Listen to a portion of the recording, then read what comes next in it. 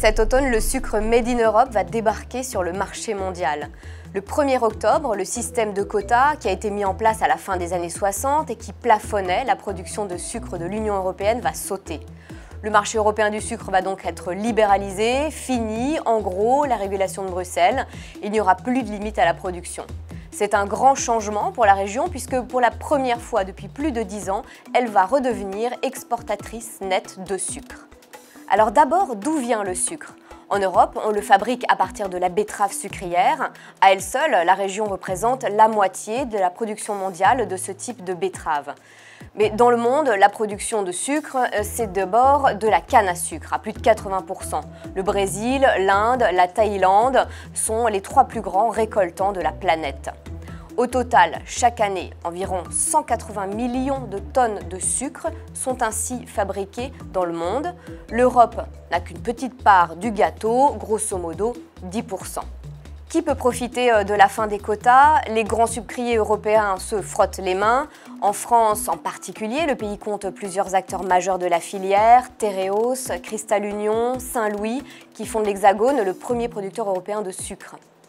En prévision de la fin des quotas, ces sucriers sont allés, en amont, négocier avec leurs planteurs historiques pour qu'ils cultivent davantage cette année. Résultat, jamais les agriculteurs français n'avaient planté autant de betteraves sucrières. Les superficies atteignent des records. Ça devrait permettre d'augmenter la récolte française d'environ 20% sur la saison. Rendez-vous fin septembre pour la récolte. Il y aura aussi des perdants.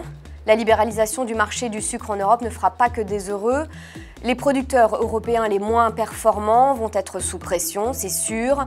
En attendant, les containers français, allemands, néerlandais, eux, sont prêts à quitter les ports pour aller un peu partout dans le monde, direction l'Afrique de l'Ouest, le Moyen-Orient et l'Asie.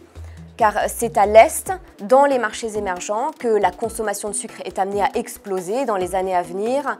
Dans les pays occidentaux, elle a tendance à ralentir car les craintes pour la santé rendent les consommateurs plus vigilants.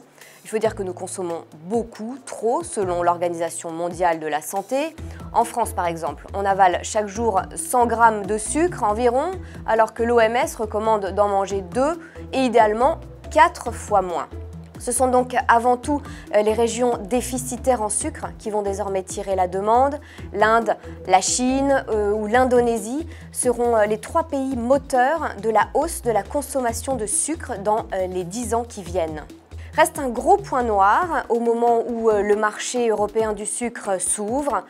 Les cours mondiaux de la matière première ont plongé de 35% depuis le mois de janvier.